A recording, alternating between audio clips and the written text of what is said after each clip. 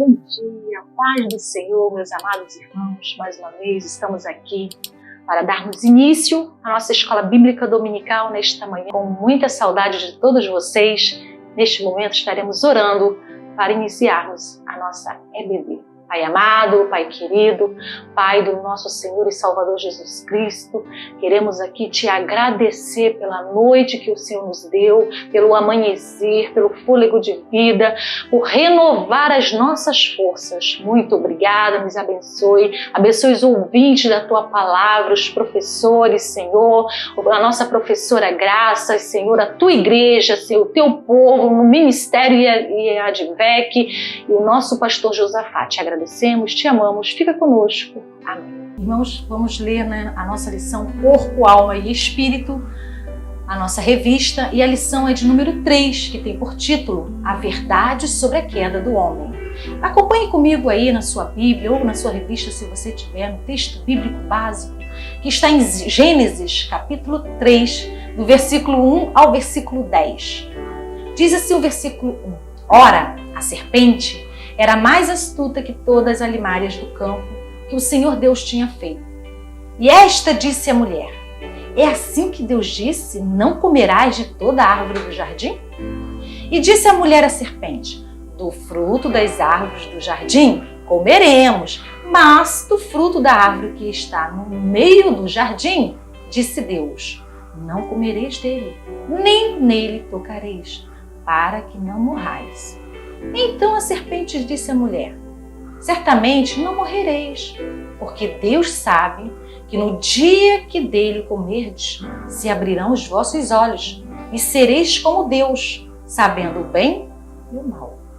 E vendo a mulher que aquela árvore era boa para se comer e agradável aos olhos, e a árvore desejável para dar entendimento, tomou do seu fruto e comeu. E deu também a seu marido, e ele comeu com ela.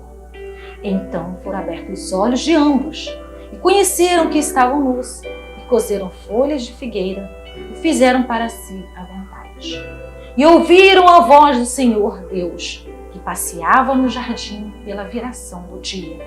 E escondeu-se Adão e sua mulher da presença do Senhor Deus, entre as árvores do jardim. E chamou o Senhor Deus a Adão e disse: onde estás? E ele disse: ouvi a tua voz soar no jardim e temi, porque estava nu e me escondi. Também iremos ler o nosso texto áureo, que se encontra em 2 Coríntios, capítulo 11, versículo 3. Acompanhe comigo, diz assim: mas temo que, assim como a serpente enganou Eva com a sua astúcia, assim também sejam de alguma sorte corrompidos os vossos sentidos, e se apartem da simplicidade que há em Cristo. Desejo que vocês tenham uma boa aula e agora estuda com a nossa pastora Graças. A paz do Senhor, meus amados irmãos, tudo bem com vocês? Como já foi lido e dito, nós hoje vamos continuar a nossa lição a respeito da verdade sobre a queda do homem. A queda do homem é uma verdade. É uma doutrina bíblica, não é um mito, é um fato que aconteceu na história da criação do homem e que trouxe muitas consequências, consequências emocionais, consequências psicológicas, consequências espirituais, consequências físicas, consequências na história, consequências nos relacionamentos. Então, é um fato que nós precisamos conhecer sua essência para que nós entendamos as coisas que acontecem ao nosso redor e para que nós possamos, então, tomar o rumo correto, a direção correta. Na lição passada, nós vimos, o que foi a queda, o conceito de queda, e também nós vimos os aspectos relacionados à tentação, o que foi a tentação, como que ela aconteceu, a essência, os passos da tentação. Isso nós vimos na aula passada. E na aula de hoje, então, nós vamos ver aqui as consequências desse evento histórico, como foi o desdobramento desse acontecimento, o que ele gerou, o que a humanidade perdeu, mas também qual foi a solução que o Senhor deu para esse acontecimento, para resolver esse problema. E é muito importante que você assista a aula anterior para que você venha entender a aula de hoje, porque as nossas aulas têm uma sequência, então é necessário que você siga essa sequência para que haja um pleno entendimento. Então, queridos, vamos lá. Bom, queridos, a nossa aula de hoje então começa com o tópico 3 da revista, que vai falar sobre as perdas da humanidade.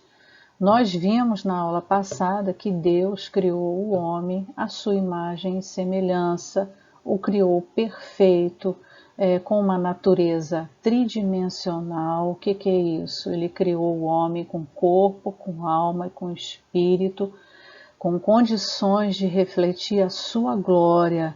E Deus dotou o homem de capacidade intelectual, deu inteligência para ele, deu capacidade de governo, deu responsabilidade e deu a missão ao homem de cuidar da criação, de cuidar dos animais, da terra, de guardar o jardim.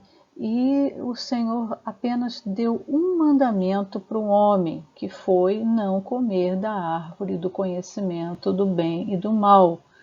E Adão e Eva foram criados de forma que eles tinham condições de cumprir, de obedecer essa ordem que Deus havia dado, porque as suas condições eram de perfeição, de santidade, de pureza, de uma capacidade muito além da nossa, de obediência.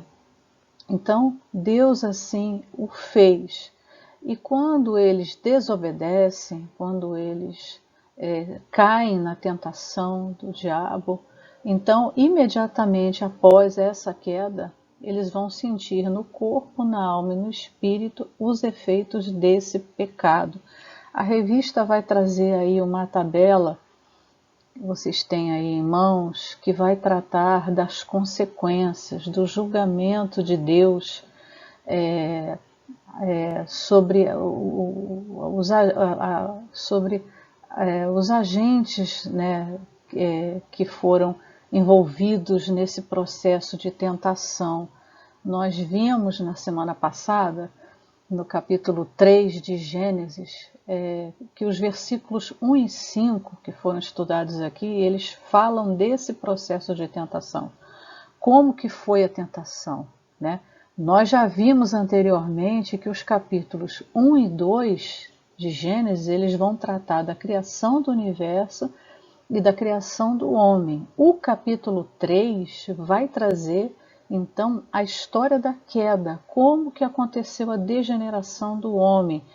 Então, dentro do capítulo 3, os versículos de 1 a 5 vão falar do processo de tentação. Os versículos de 6 a 8 sobre a queda, como que ela aconteceu de fato. Os versículos de 9 a 13 vão mostrar Deus confrontando o homem, Deus buscando o homem. E os versículos de 14 a 23 vão trazer, então, a punição. Essa tabelinha nós vamos estudar agora à luz do texto de Gênesis. Nós vamos aqui pegar os textos de Gênesis e vamos explicar essa tabela versículo por versículo, para que você entenda melhor como que aconteceram as coisas e como que Deus tratou com esse acontecimento e o que trouxe de consequência, né? E também qual o caminho que nós devemos tomar hoje a partir desses acontecimentos.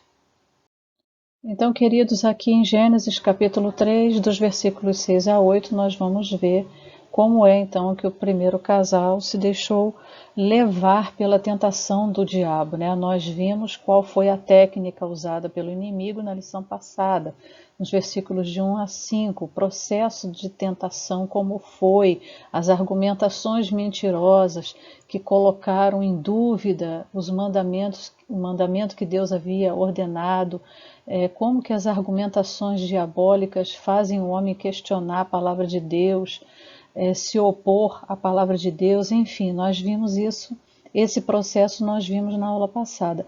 Hoje, então, nós vamos ver aqui, no versículo 6 primeiro, uma descrição clara do que aconteceu no coração da mulher, né? Como foi que ocorreu essa tentação. Então a gente vê aí, eu destaquei com cores diferentes, né? E vendo a mulher que aquela árvore era boa para se comer. Então primeiro Eva viu que a árvore era boa para se comer, ou seja, ela cobiçou, ela olhou para o fruto de uma maneira diferente, não que ela não tivesse visto antes, com certeza ela já tinha passado ali diversas vezes, mas o seu olhar era diferente, era um olhar de obediência, de gratidão a Deus, de obediência para a glória dele. Agora ela já olha de forma diferente, após o veneno, as investidas, as sugestões do diabo, ela agora vai cobiçar, ela vai olhar com uma perspectiva de querer se apossar daquilo, né? É agradável aos olhos, então é claro que antes ela percebia aquela beleza, mas de uma forma diferente, né? Agora ela tem uma perspectiva de tomar posse, de satisfazer um desejo pessoal. Então aquilo vai entrar para dentro do coração de Eva, um desejo de possuir, de cobiçar. A gente sabe que a cobiça, a gente vai ver que a cobiça, ela perverte a consciência do homem, né? E quando diz aqui, e a árvore desejável para dar entendimento. Então ela viu que era boa, que era agradável aos olhos e que era desejável também para dar entendimento, ou seja, o entendimento que vinha de Deus não era mais suficiente, né? Ela agora queria um entendimento fora da palavra de Deus, um entendimento fora de Deus, um entendimento adquirido por ela mesma. Então aqui você tem uma descrição muito clara do que é que o pecado faz e como é que ele começa no interior da pessoa, como que o mal entra, né? E aqui vai dizer assim, então ela viu que era agradável, viu que era desejável e tomou do seu fruto e comeu, ou seja, não foi o diabo que colocou o fruto na mão de Eva, mas sim foi uma atitude voluntária, né? Ela olhou, depois tomou e depois comeu e deu também ao seu marido. Então, nesse caso aqui, o diabo ele insinuou, mas a atitude foi uma atitude deliberada de Eva de tomar. Então nós vemos que a cobiça ela ocorre na mente, né, com as deliberações, as intenções do pensamento, a imaginação, os devaneios, aquilo que começa a ocorrer no pensamento, isso por si só já provoca a degeneração do homem. Então, queridos, quando Eva come o fruto e dá o fruto para o seu marido comer, ocorre então a consumação do pecado. Aí ocorre a degeneração do homem, começa o processo de degeneração do homem, porque o mal é levado para o seu interior. Então a sua alma agora, o seu entendimento, seu espírito são afetados pelo fato deles introduzirem o mal dentro deles, né? A gente vai ver aqui que depois disso começam os efeitos imediatos. O versículo 7, por exemplo, vai dizer o quê? Foram abertos os olhos de ambos e conheceram que estavam nus. Ou seja, agora acontece uma mudança na maneira de olhar as coisas, né? Não que eles estivessem cegos, mas abriu os olhos do entendimento. Agora o entendimento foi afetado pelo mal. né? Então eles percebem agora que estão nus. O estado de inocência, ele é removido, né? Agora todos os pensamentos dos homens são distorcidos, ocorre uma degeneração dos seus pensamentos. Então, a nudez, que era algo normal antes, agora ela vai ser diferente, vai ser olhada diferente, né? Antes não havia cobiça, não havia luxúria, não havia egoísmo. Então, na ausência do mal, a nudez era uma coisa normal, não tinha problema nenhum. Mas uma vez que o mal entra, né, a vergonha de si mesmo ao olhar para o outro já é algo fora do padrão estabelecido por Deus. Então, aí também a gente já vai ver mudança nos relacionamentos em função da mudança de pensamento e da maneira de olhar as coisas, né? Aqui começa a perversão das faculdades humanas, né? A perversão dos sentimentos, dos pensamentos.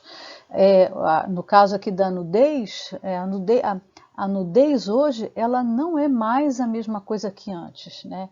Enquanto o mal estiver presente, a nudez agora nunca mais será inocente. Então, o primeiro sentimento que vem é o sentimento de vergonha. Agora, aqui no versículo 8, a gente vai ver aqui: ouviram a voz do Senhor que passeava no jardim pela viração do dia, e escondeu-se Adão e sua mulher da presença do Senhor. Então, queridos, nós vamos ver que Deus ele vinha todos os dias, ele se relacionava com Adão, e depois que eles introduzem o mal dentro deles, né, eles agora têm vontade de correr, têm vontade de se esconder. Por quê? Porque agora eles não têm mais, não tem mais o prazer de gozar da presença de Deus. Por quê? Porque vem a culpa. Eles agora são acometidos de culpa. Então, a presença de Deus significa confrontação com o pecado, né?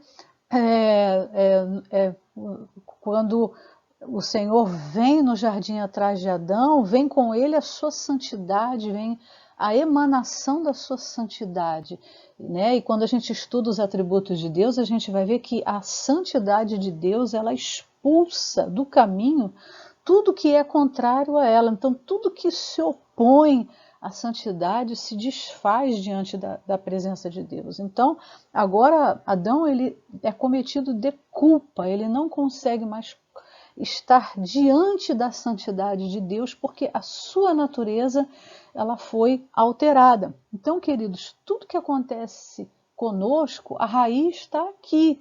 É assim que o pecado funciona. Ele afasta de Deus, ele corrompe completamente a nossa personalidade, né? A inocência, a pureza, a imagem e semelhança de Deus, a imagem moral de Deus, a santidade, a justiça com a qual o homem foi criado, foram corrompidos a partir daqui.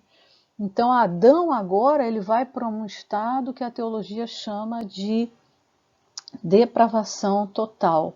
Então, aqui nós vamos ver como inicia toda a deformação da natureza, da essência do homem.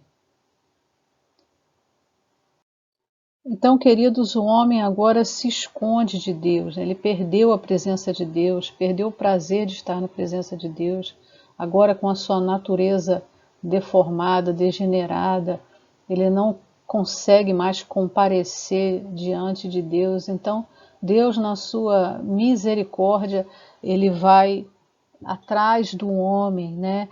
E aí no texto nós vamos ver o versículo 9, que Deus pergunta para Adão aonde ele está. E não é que Deus não sabia onde Adão estava, mas foi uma pergunta proposital, né? Para fazer com que Adão percebesse onde é que ele de fato estava agora, qual é o seu estado agora. Então, nós vamos ver coisas importantes aí nesse texto, né? Vamos ver primeiro a misericórdia de Deus, que foi atrás de Adão, né?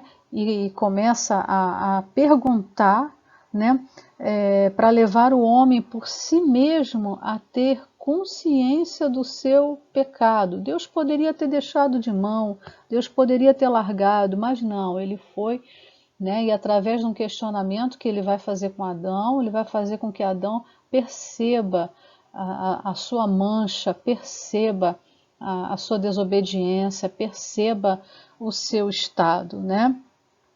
Então, Deus, com esse questionamento, né, o versículo 3, a gente vai ver aqui Deus também perguntando para ele: quem te mostrou que estavas nu?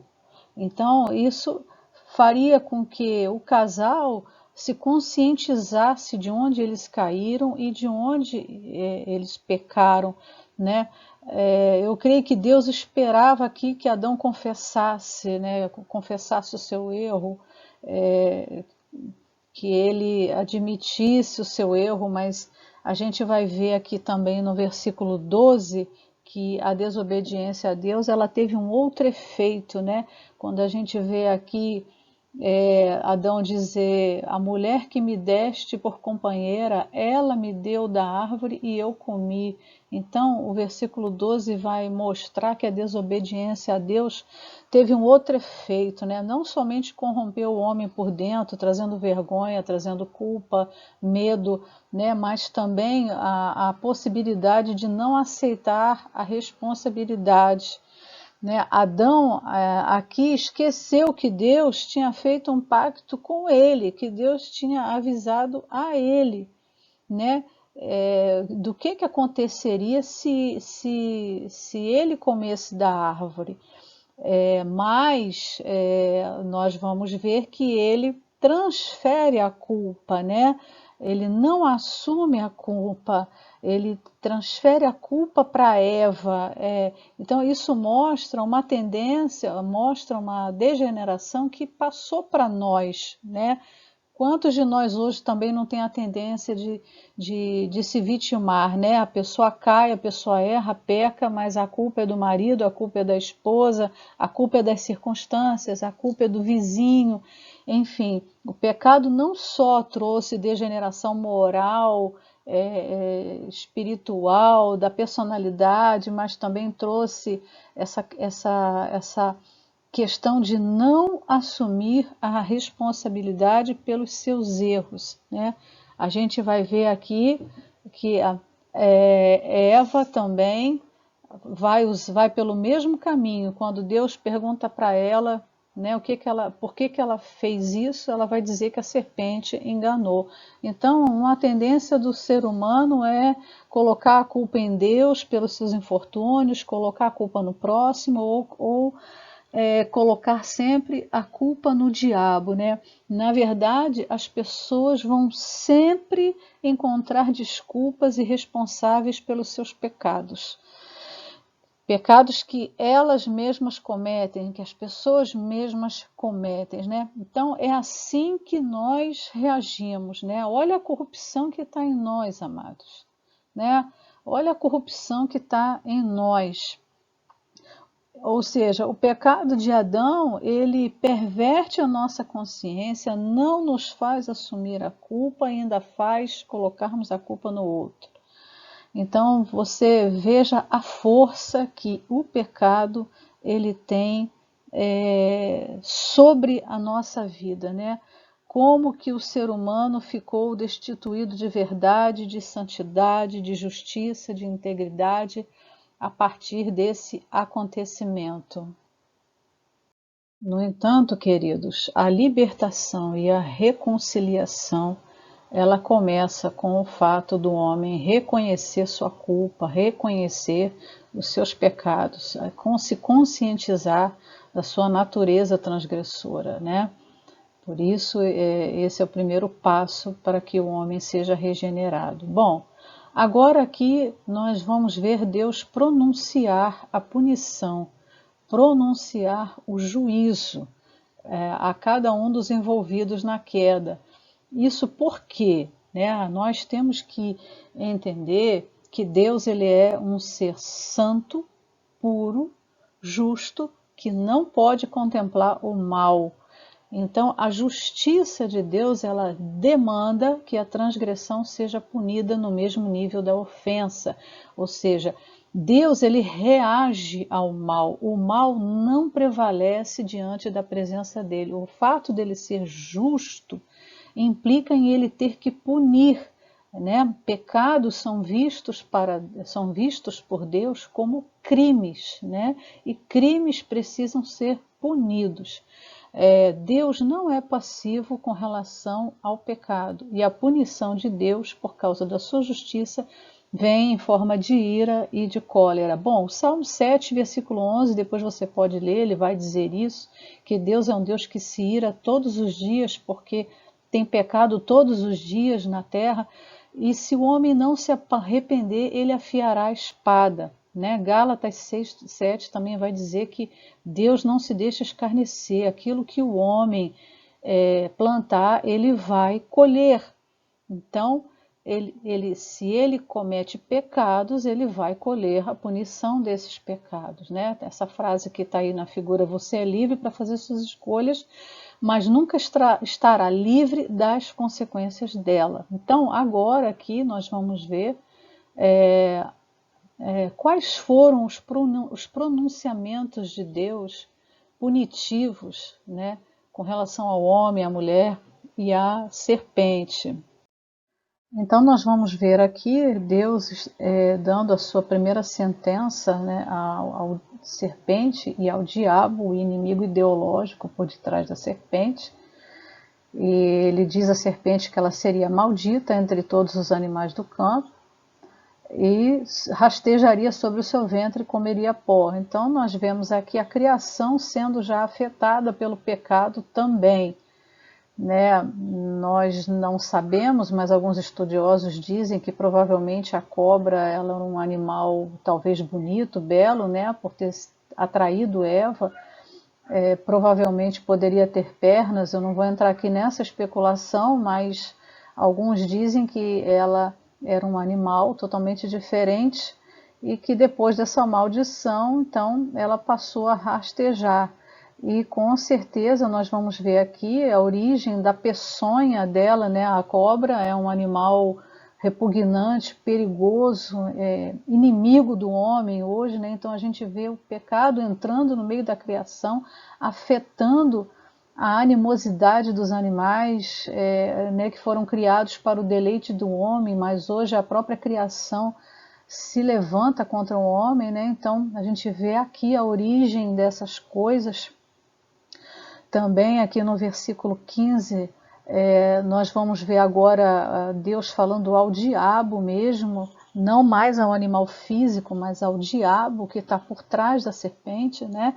E porei inimizade entre ti e a mulher, entre a tua descendência e o seu descendente, né? Isso aqui é o que a gente chama de proto-evangelho, né? Deus já anuncia que um dia viria um descendente de mulher que esmagaria a cabeça da serpente, ao mesmo tempo em que essa serpente lhe feriria o calcanhar. Eu trouxe até essa imagem aí que ela ilustra bem essa questão, né?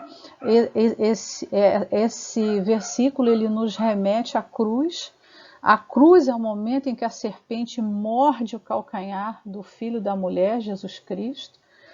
Mas é o mesmo calcanhar de Jesus que esmaga ali, porque a cruz é a vitória, o triunfo de Deus sobre o mal, e é um triunfo permanente, né? Na cruz Deus pune o mal, na cruz Deus castiga de maneira definitiva, perfeita e eterna o pecado. Romanos vai dizer que assim como o pecado entrou por um homem, por meio de um homem esse pecado também é extinto, que é por meio de Jesus Cristo, né? Então, quando Jesus morre na cruz, quando Jesus é sepultado e ele ressuscita, né, vence a morte na ressurreição, aí ele esmaga a cabeça da serpente, que representa todo o mal, que representa Satanás. Então ele esmaga a cabeça de Satanás, né? Então, esse esmagar a cabeça de Satanás significa que todo o poder dele, todo o comando, toda a ação, todo o agir dele, né, a partir da cruz de Cristo, é vencido. Vamos dizer assim, o diabo é condenado, ele é condenado ao inferno, à destruição eterna. Então, essa figura aí, ela ilustra bem essa questão, né? E quando ele diz, porém, inimizade entre ti e a mulher, nós vamos ver na história, em toda a história, né, que vai sempre existir uma guerra, uma luta entre aqueles que servem a Satanás e aqueles que servem a Cristo. Então, de fato, esse é um acontecimento que tem origem aqui, né? Mas glória a Deus, porque Jesus venceu em nosso lugar, venceu, pisou a cabeça da serpente em nosso lugar. Então, aqui agora nós vamos ver a sentença da mulher, né? A punição da mulher. Com dor terás filhos.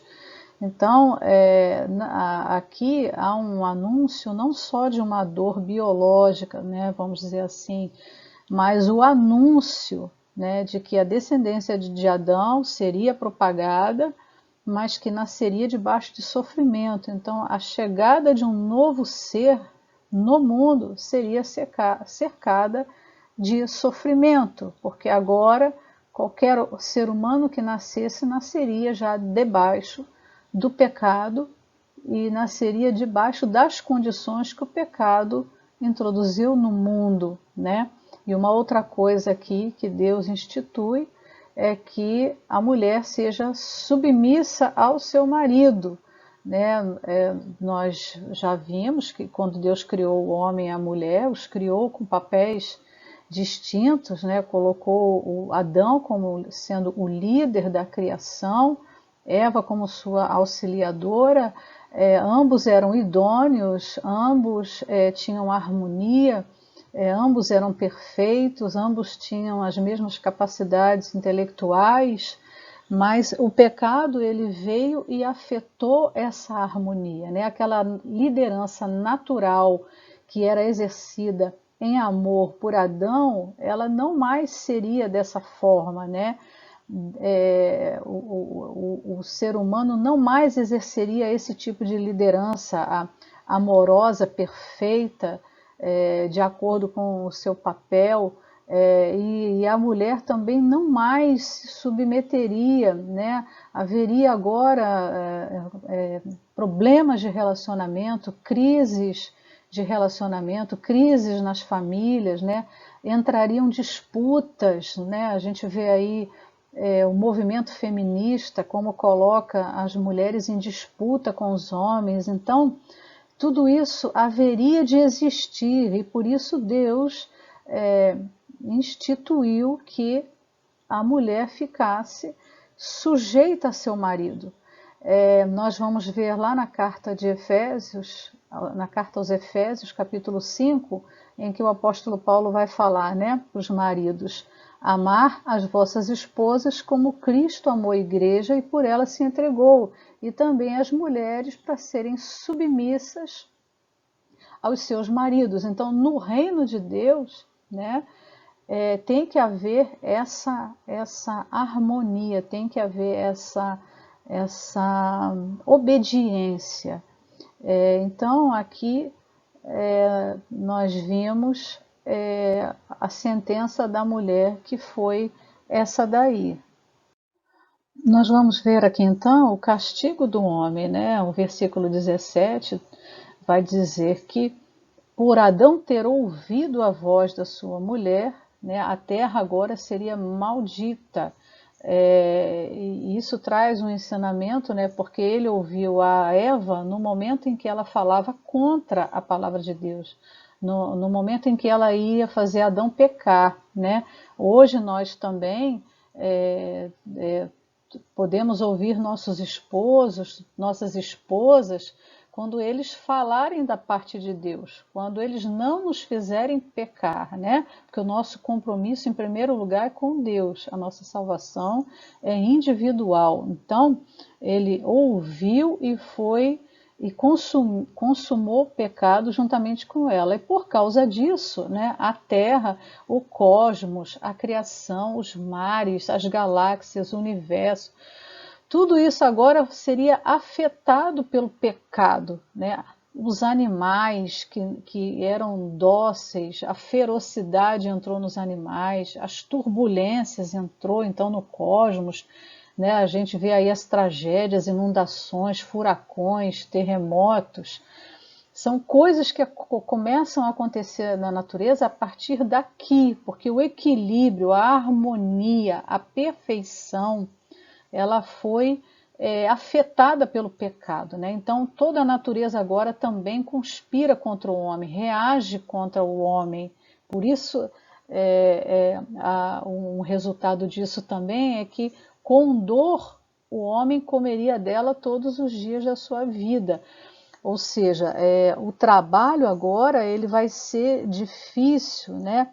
Se antes a terra não produzia erva daninha, não produzia espinhos, tudo era dado ao homem gratuitamente, graciosamente, de forma bela, espontânea, sem sacrifício, sem fadiga, sem dor, né? Ao contrário, vai acontecer a partir daqui. O homem agora vai ter fadiga, ele vai trabalhar, por mais prazeroso que seja o trabalho, ele vai ter fadiga, fadiga mental, fadiga física, vai ter contratempos, vai ter indisposições, vai ter labutas. Então, a Terra não mais iria ser favorável ao homem, né? Agora, o homem, quando vai produzir a sua colheita, junto com a colheita boa vai vir a colheita má, junto com a recompensa vai vir o fracasso, né? Junto com o doce vai vir o amargo, enfim, com o suor do teu rosto comerás o teu pão. Então, esse suor aí significa fadiga, esforço, fracassos, lutas para conseguir o pão, né? Agora o homem vai ter que trabalhar para comer, trabalhar de forma cansativa. E aqui o versículo 19 também vai trazer uma outra sentença que vai ser a morte física, né? Aqui Deus está decretando a morte física quando ele diz, porque até que te tornes a terra, porque dela foste tomado, porquanto és pó, e ao pó tornarás. Então aqui Deus limitando o tempo de vida física do homem, né? O corpo agora foi afetado. Os dias de vida do homem são limitados, né? A ciência, uma das coisas que intriga a ciência, né, é por que o homem morre, por que os animais morrem, por que todo organismo vivo morre, né? Então aqui está a razão da morte, aqui está o motivo, né? Porque foi um castigo e pelo fato do homem estar degenerado, ele agora não pode mais viver para sempre, não nesse estado de degeneração, de pecado e de miséria. Então esse foi vamos dizer assim, a sentença que Deus deu ao homem pelo seu pecado. Nós temos aqui então agora o castigo final, né, nos versículos 22 e 23, onde Deus então expulsa o homem do jardim para que ele também não tenha acesso à árvore da vida, né? Que coisa triste seria, a pior desgraça seria, né, um pecador, um transgressor agora viver eternamente. Então Deus não só limitou a vida física do homem, né, como nós já vimos, mas ele também impediu que o homem tivesse nesse estado de degeneração acesso à vida eterna. Então ele lança o homem para fora do jardim, que significa, né, sair daquele ambiente onde havia a presença de Deus, onde havia um pacto, uma aliança, né, onde tudo de bom, tudo Deus tinha feito em prol do homem. Agora o homem vai ter que se virar, vai ter que se expor às consequências daquilo que ele escolheu, né? Então, queridos, é uma coisa de lição que a gente tira aqui também, né? Para nós que cremos em Cristo Jesus, a morte ela é até um benefício. Por quê? Porque ela representa o fim dessa nossa vida miserável, pecadora, né? E o início de uma vida eterna que Deus prometeu na sua palavra, o início da restauração, a restauração com Deus, né? Porque a morte ela encerra essa vida miserável nossa e abre o caminho, né, para uma nova vida eterna, onde há paz, onde há alegria, onde há gozo e onde não haverá tristeza. Mas isso, logicamente, para aqueles que creem no sacrifício de Cristo. Então, queridos, resumindo, né, Deus quando criou o homem, né, o homem tinha, né, o seu corpo, alma e espírito funcionando perfeitamente. Então Deus falava no espírito do homem, né, e o espírito do homem governava todo o seu ser, né. Com a queda, né, houve a morte espiritual. Então o espírito não mais conseguiu ouvir a voz de Deus, né? Por isso Efésios vai dizer que nós estávamos mortos em nossos delitos e pecados. O espírito está morto, vamos dizer assim. Então a alma, as suas emoções e paixões corrompidas passam então a governar a vida do homem, né? Então quais foram aqui as consequências do pecado no espírito e na alma, né? O conhecimento prático do mal, né? O mal então entra no interior do homem, o homem passa a ter experiência com o mal, o mal faz parte da sua essência, ocorre a morte espiritual, o homem não consegue mais ouvir a voz de Deus, né? Consequentemente, a sua semelhança moral com Deus é afetada, ele perde essa semelhança moral, passa a ocorrer agora uma incompatibilidade da vontade do homem com a vontade de Deus. A natureza humana não quer mais fazer a vontade de Deus, ela quer fazer a sua vontade. Por quê? Porque ela se torna escrava do pecado e escrava do diabo. É assim que Efésios descreve a nossa vida antes de vir para Cristo, né? E as consequências no corpo. A morte entrou e a nossa vida física passa a ficar reduzida, nós passamos a estar sujeitos às enfermidades, que são as deformidades do nosso corpo, né? A corrupção das faculdades do homem, ou seja, os pensamentos, a inteligência foi comprometida. Hoje nós temos percentual de inteligência muito menor do que Adão tinha, então a nossa mente ficou limitada, o nosso entendimento ficou limitado, enfim, nós sofremos muitas consequências no espírito, na alma e muitas consequências no corpo. Por isso nós precisamos de Cristo para regenerar a nossa mente, o nosso espírito, para santificar a nossa alma e para glorificar o nosso corpo, então, na sua segunda vinda. Queridos, tudo isso aconteceu por causa do poder diabólico do engano, né? Nós não podemos desprezar o poder, a astúcia e as investidas do diabo. Nós sabemos que as artimanhas de engano, elas são eficazes e podem provocar você a cair em muitas tentações, podem fazer você cair em muitas tentações. O pecado ele está em todo lado, né? Nós sabemos que ele às vezes se manifesta como algo inocente, muitas vezes como algo maligno, mas ele está em toda parte. Independentemente disso, né, nós temos que procurar resistir às tentações. E como que nós fazemos isso, né? Aqui vai trazer os passos para vencer as tentações. Primeiro, resistir ao diabo e a todas as suas forças, né?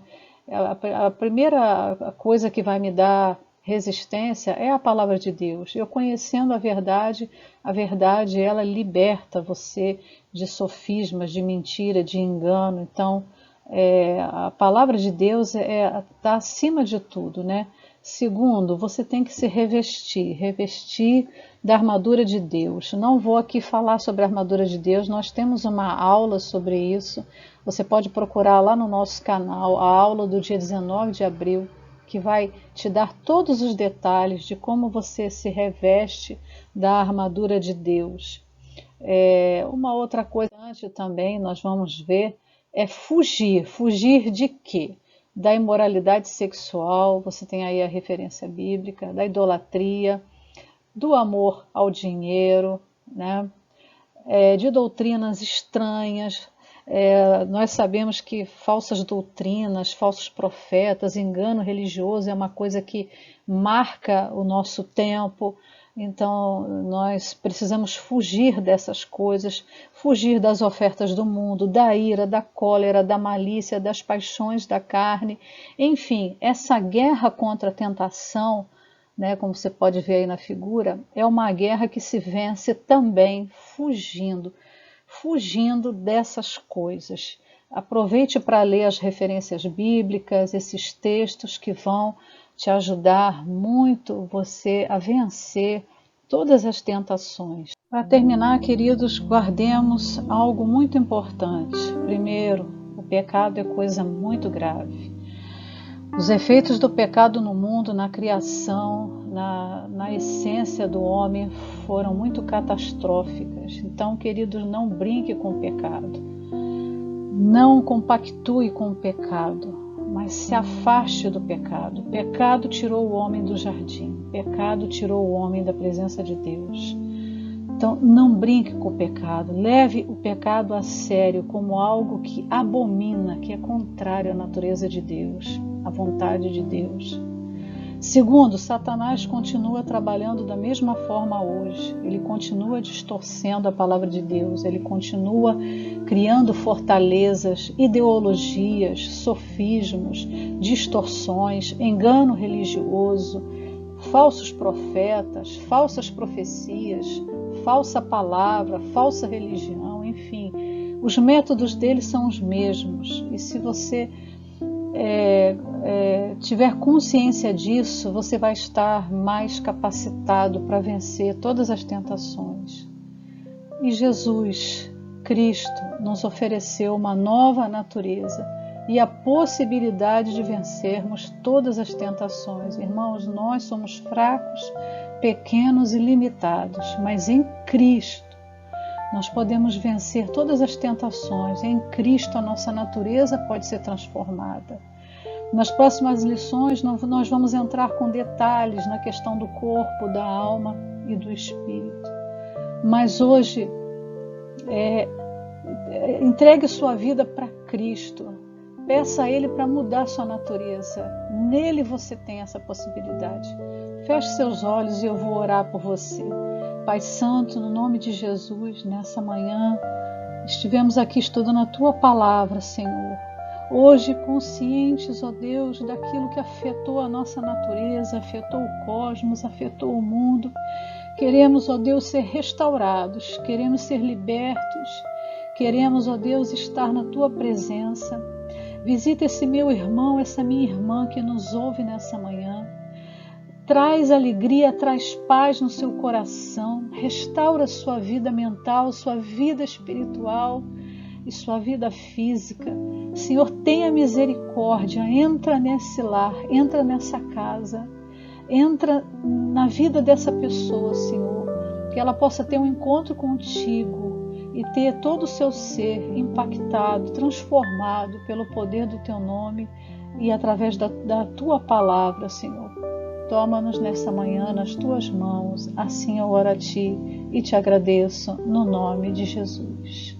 Amém. Queridos, eu quero deixar para você aí uma palavra que se encontra na carta do apóstolo Paulo aos Coríntios, na segunda carta aos Coríntios, que é a bênção apostólica, né? Que a graça do Senhor Jesus Cristo, o amor de Deus e a comunhão do Espírito Santo estejam com todos vocês. Amém. Até a próxima aula.